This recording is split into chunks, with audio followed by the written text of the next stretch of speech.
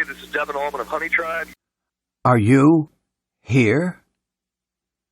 Now, we look at here as more than just a place or a time.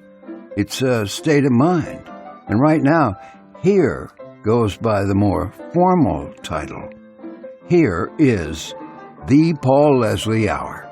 Okay, got that out of the way. So we've got this very short interview from the archives. Short interview means long intro, so there's going to be lots of me. An interview from the archives with a prolific live and recording artist, Devon Allman. Some of you are familiar with Devon Allman. He's created as a solo recording artist, but also with the Allman Betts Band and the Royal Southern Brotherhood. Guy gets around. This interview was originally broadcast on the radio in 2007. Now, at that time, Devon Allman was the frontman for the band Honeytribe. They had just released their debut album, Torch. Now, this was a band creating art outside the mainstream music business. Paul enjoyed the album and described Honeytribe as being for those who like what music is all about. Well, the band's sound could be described as a premium blend of rock, blues, instrumentals, even reggae. As for Devon, well, you could say Devon Allman has music in his blood. DNA, baby. His father, the late legendary Greg Allman, once called him a chip off the old block.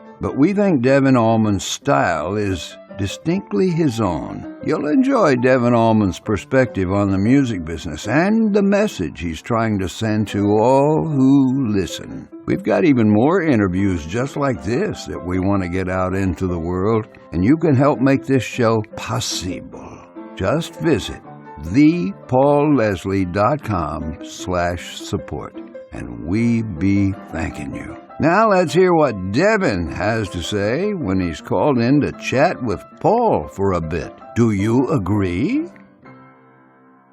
First of all, thanks for talking to us here. We're talking to the one and only Devon Allman. Hello, how are you? All right. You're playing a great variety of stuff on the album, a little bit of the blues feel, a little bit of rock, and so forth.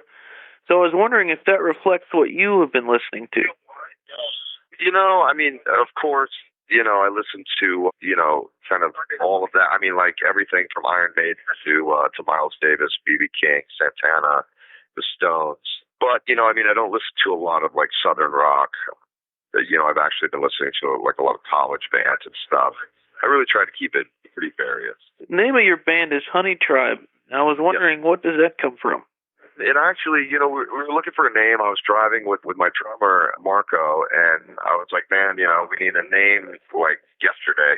And I was like, it should embody the main, cornerstone of the band being the dynamics. So, we can be very, like, soft and kind of sweet, but then also really, really fierce. And the first thing out of his mouth was Honeytribe. And it was just like, okay, you're a freak. That was perfect.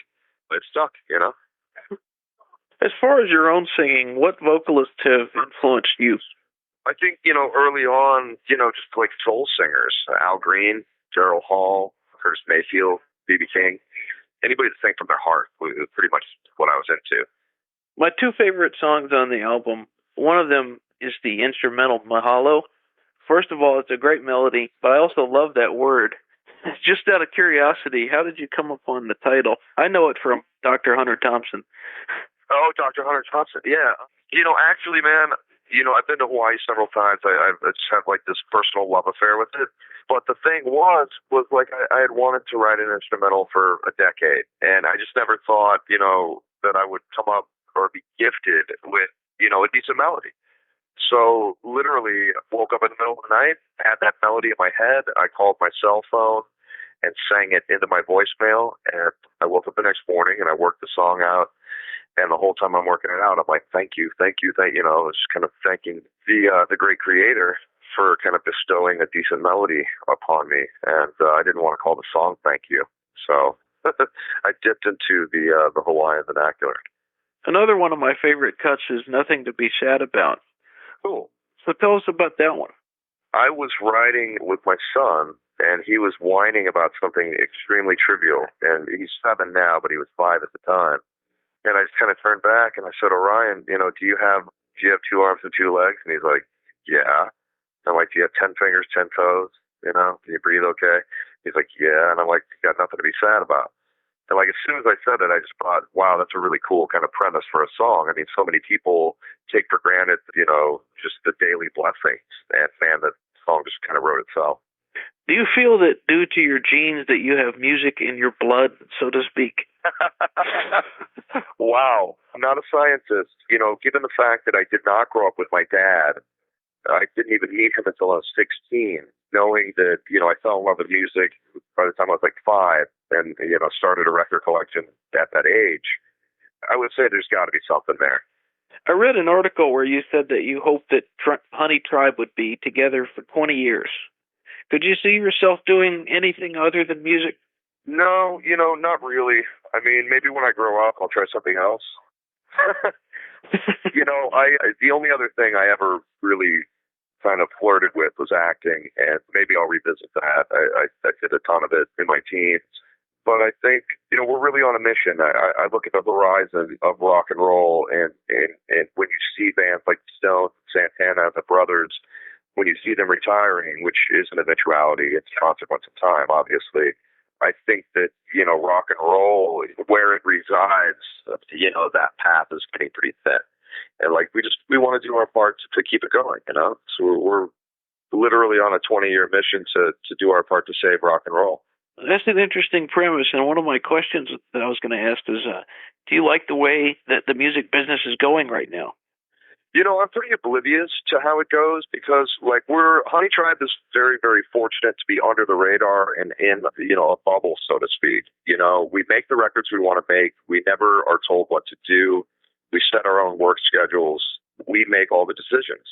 So we're actually doing it very, very similar to how they did it, in the 60s and 70s, a town at a time, turning on a person at a time. So, I mean, if you would ask me that a few years ago, I would have ranted and raved about how poor it is. I mean, it's obviously a sinking ship.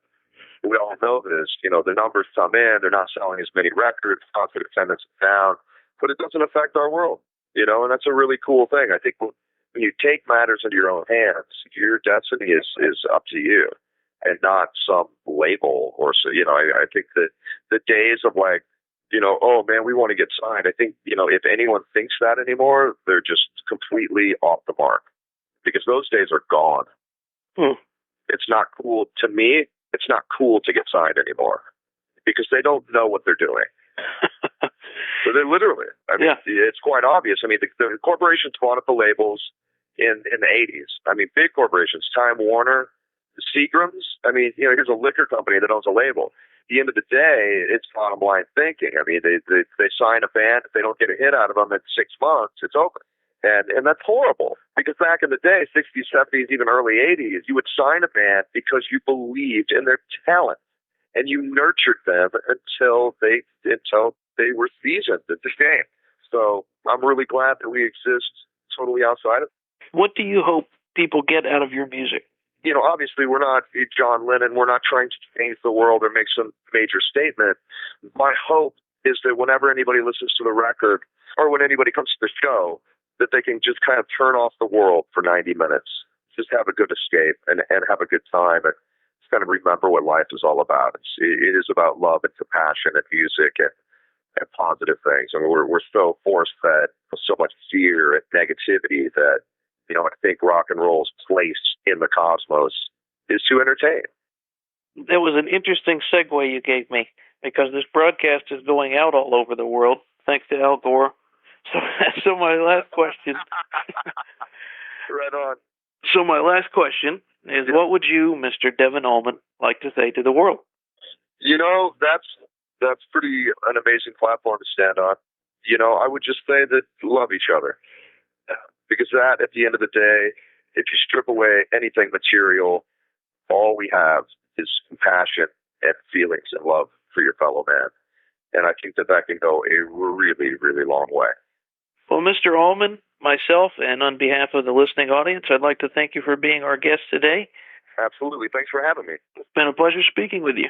Right on, man. Thank you so much. We thank you and appreciate you dropping in for the Paul Leslie Hour today. You know, you can help the Paul Leslie Hour in our mission to provide independent media content like this by visiting www.thepaulleslie.com/support. We truly thank you. This is your announcer speaking. Performance of The Entertainer intro song and Corina Corina outro song, courtesy of John Primorano. Well, that's it for today. So until next time, be safe and be good.